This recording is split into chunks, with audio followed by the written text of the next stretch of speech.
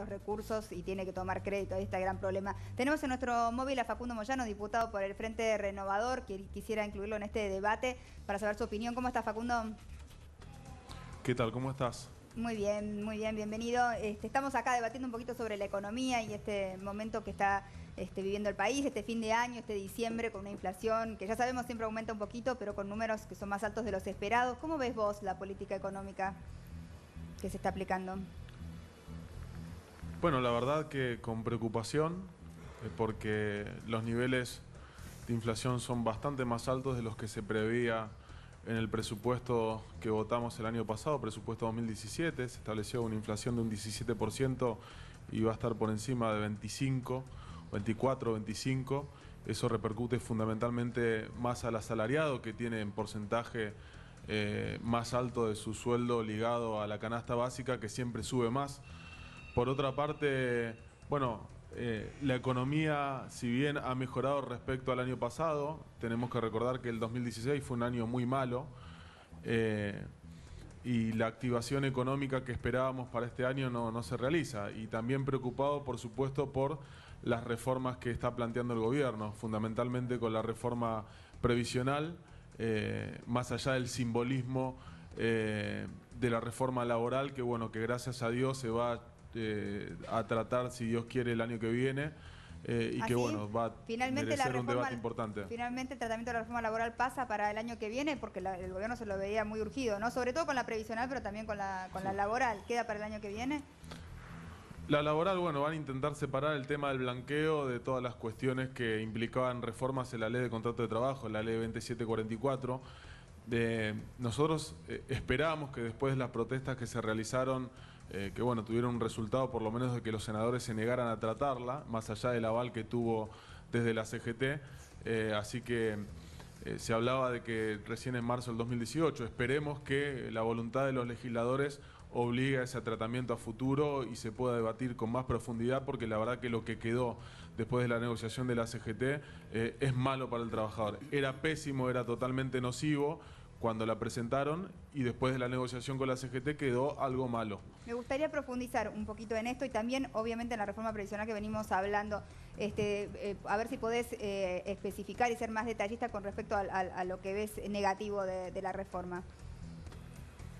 Bueno, la reforma laboral, las modificaciones que plantea el gobierno a la ley de contrato de trabajo son todas para quitarles, digamos, derechos a los trabajadores. Lo único bueno que tiene es la licencia por paternidad. Después, por ejemplo, te saca de la base de cálculo para la indemnización el aguinaldo. Después, por ejemplo, te saca la posibilidad de realizar un procedimiento sumarísimo, o sea, con la urgencia necesaria cuando el trabajador se ve afectado moral o materialmente con un cambio de puesto de trabajo.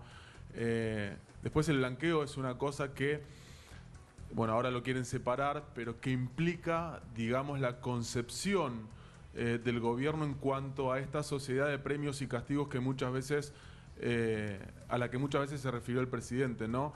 Porque en este caso es el trabajador que estuvo 20, 30 años o 10 años en negro, no registrado, solamente tiene un reconocimiento de aporte sobre el salario mínimo vital y móvil de 5 años. Claro. El empleador que tuvo a ese trabajador 10, 15 o 20 años en negro, se le condona todo. En el caso de no poner a ese trabajador con urgencia como registrado, paga multas, pero esas multas van solo a la seguridad social y no a reparar el daño que le causó a ese trabajador que estuvo seguramente con un salario fuera de convenio, en negro, sin aportes de la seguridad social y sin servicio de salud. Entonces digo, paga la víctima, que es el trabajador que estuvo no registrado, se premia al empleador que cometió un ilícito, y en esto hay que ser claro, más en el contexto donde el presidente exige que se le pague la AFIP. Recordemos que el empresario que tiene un trabajador no registrado está incurriendo en un ilícito, está defraudando al Estado y está defraudando al trabajador. Y también se burla al empleador, al empresario que tuvo a los trabajadores en regla y que tuvo una competencia desleal con el trabajador que no los tenía en regla. Entonces digo, básicamente en esto yo creo que la sociedad, de nosotros, digo, el periodismo, los comunicadores, tenemos que ser responsables y ponernos de acuerdo en que ya existe una ley de blanqueo. es la ley de contrato de trabajo. El que no tenga a los trabajadores dentro de esa regla, dentro de esa ley, está cometiendo un ilícito. Y los ilícitos se tienen que sancionar.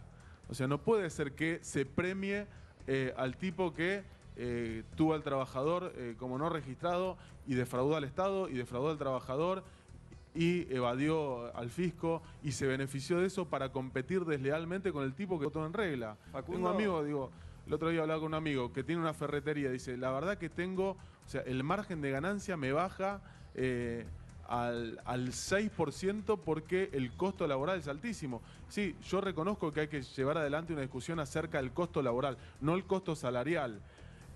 Pero, a ver, una ferretería que tiene la misma cantidad de empleados y los tiene en negro seguramente va a tener un margen de ganancia mucho mayor. Eso es lo que el gobierno premia y lo que el gobierno castiga.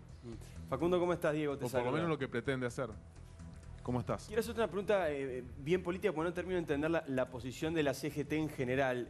Vos decías algo que es interesante y que es grave también. Dijiste, el gobierno planteó algo muy malo y después de la negociación de la CGT logramos algo malo. Es decir, no hay mucha esperanza. Sí. Juan Carlos Smith, que es uno de los líderes de la CGT, tiene una frase parecida, pero me parece que es más ilustrativa. Dice, el gobierno propuso un Frankenstein, los trabajadores queríamos Caperucita, en el medio quedó un Pinocho. De este Pinocho, Facundo, que menciona Smith, que me parece que es un ejemplo bien claro. ¿Hay algo que les parezca bien a ustedes, a los representantes de los trabajadores? Porque uno ve que llegaron a un acuerdo, que efectivamente probablemente voten a favor de la reforma laboral, pero no están conformes con eso. ¿Qué fue lo que pasó ahí? ¿Por qué terminaron llegando a un acuerdo si no terminan de estar satisfechos con lo que se logró? Bueno, la verdad esa es la contradicción que existe dentro de la CGT. Yo por eso aclaro que no estoy de acuerdo con lo que se negoció. Y aparte, digo, la CGT, digamos, se comparaba con una paritaria. En una paritaria nunca te quedás con todo lo que querés, ni la parte sindical ni la parte empleadora, ¿no? Siempre digo, vos querés un 30, te quedás con un 25, pero siempre te quedás con más, digamos. En este caso, vino algo pésimo y te quedaste con algo malo. O sea, yo lo que me pregunto, ¿cuál es el costo de oponerse a algo que es malo para los trabajadores?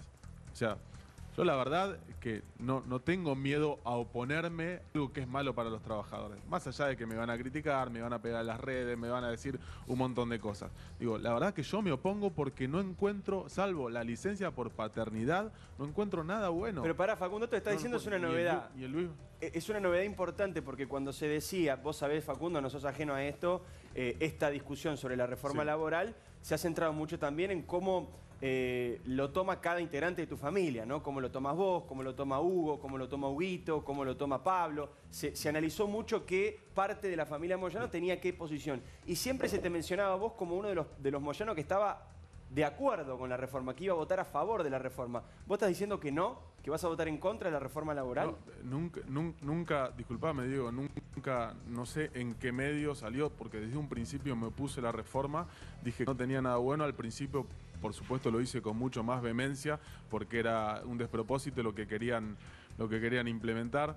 Y después cuando se negoció lo que se negoció, que se atenuaron sobre todos los puntos, está el tema de la tercerización, que yo he trabajado y vengo trabajando hace años con el tema de tercerización y diciendo que lo que sacó la dictadura, que es la responsabilidad solidaria sobre la actividad accesoria. A ver, pongamos un ejemplo, una empresa metalúrgica tiene subcontratado el servicio de limpieza y esa empresa de limpieza tiene a todos los trabajadores fuera de regla. La que se beneficia de tener un costo menor con esa empresa tercerizada es la empresa madre, la que subcontrata. Por eso en muchos casos le dan esa licitación o pone una cooperativa de trabajo. Ahora, en el caso de que después se le vaya a exigir el cumplimiento de la ley a esa empresa tercerizada, no tiene la espalda para bancarse, poner a los trabajadores en regla, porque en realidad el que está beneficiada de ese fraude laboral es la empresa que contrata ese servicio, que es sobre una actividad accesoria. La dictadura militar sacó la palabra accesoria del artículo 30 de la Ley de Contrato de Trabajo, y lo que hace el gobierno con la propuesta, y esto es algo que quedó, que es muy malo y muy nocivo para el trabajador, es especificar qué actividades salen de la responsabilidad solidaria de la empresa madre. Por ahí es un poco técnico esto, pero quiero que se entienda. O sea, la beneficiaria, y no, esto hay que decirlo también, no es que esta reforma se piensa para beneficiar a las pymes. Esta reforma se piensa para beneficiar a las multinacionales, porque las empresas que se benefician con la tercerización y la falta de responsabilidad solidaria son las grandes empresas.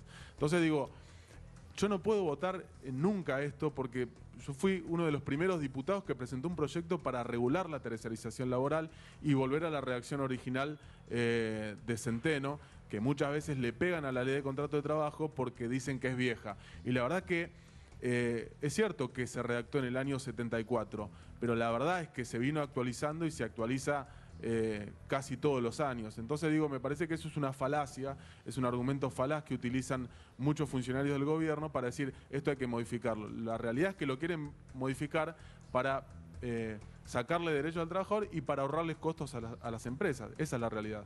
Si nos enfocamos un poquito en el tema de la reforma previsional, Facundo, que estuvimos debatiendo mucho estos últimos días, sí, y notamos muchas críticas hacia esta reforma. ¿Cuál crees vos que hubiera sido la manera de plantear un cambio de fórmula para calcular las jubilaciones? Digamos, ¿qué está mal en esta reforma? No, para mí no estaba la necesidad de plantear ningún cambio de fórmula. Y más si había que plantear algún cambio de fórmula, había que plantear un cambio de fórmula para que los jubilados reciban más.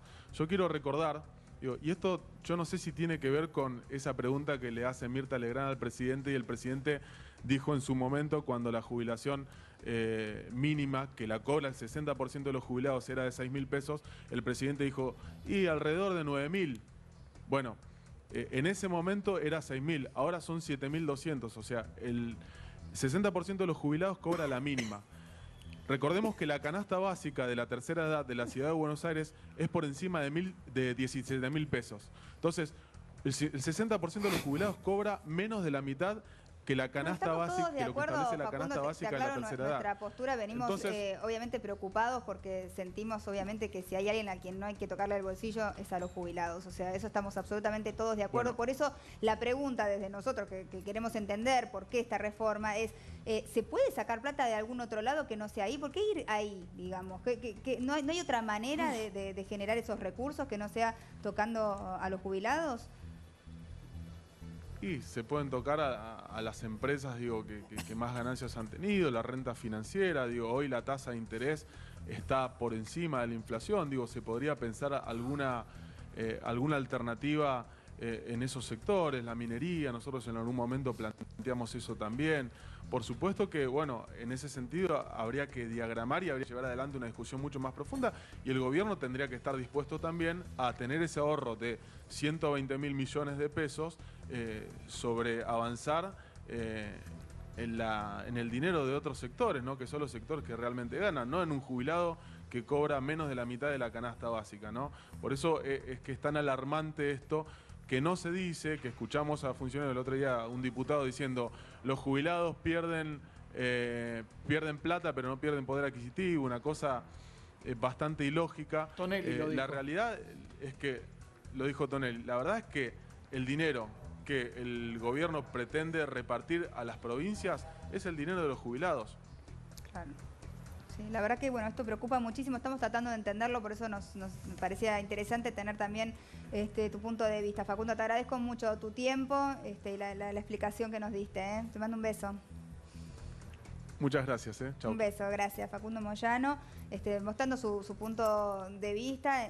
Bueno, como vos decías, el tema de la CGT sin duda acá tiene un rol muy importante. Ahora, ¿no? la familia Moyano, con esto que planteaba Facundo, prácticamente alineada. No habló públicamente Hugo Moyano, pero después de las palabras de Facundo, públicas ahora, las palabras de Pablo, también públicas, bueno, uno entiende que Hugo Moyano tampoco está contento con la reforma laboral. El silencio, está ¿no? todo el trasfondo, de OCA, que también es un conflicto, que es un correo privado, que está con muchos problemas con la FIP y que puede mañana mismo perder su licencia para operar. La familia Moyano tiene allí prácticamente el control de eso, está también en el medio de la discusión. Claro, por eso dicen, parecía ser que Pablo Moyano dijo, su propio padre es incontrolable, ¿no? Sí, eso supuestamente... O sea, no opino igual que Pablo, es incontrolable. Sí, eso es lo que supuestamente, y cuenta Julio Blanc, por ejemplo, que su nombre tiene muy buena información, supuestamente le dijo Moyano Hugo a Mauricio Macri, le dijo, si yo tuviera la píldora que vos usaste para controlar a tu papá,